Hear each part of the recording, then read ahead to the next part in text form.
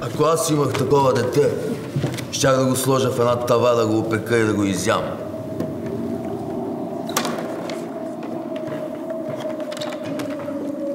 Грубиян! Невъзпитан човек!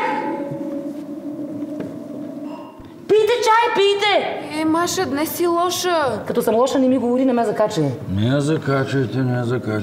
Докторе, вие пък сте на 60 години човек, а като някой дете дрънкате, дявол знае какво. Но тук сега, тук, да, и добре го направи. Нещо не дей. Влязаха. И от тук време трябва да върва. И той така мина. Скъпа, не съм пил кафе. Спираш там.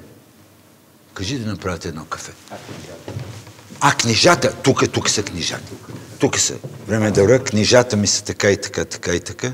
Какво чакате? Да им кажа начало. Господи, вие не виждате ли, не чувате ли? Какво става тук? Викам актьори, не чувате ли какво им казвам? За първи път ли сте толкова години в театър работе? Как му е такова нещо? Изключили са се. Хайде да му ценим.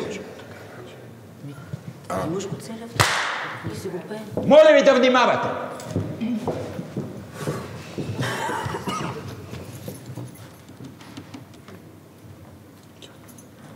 Дайте от начало. Вие ще ми развалите настроението, ще пропадне репетицията.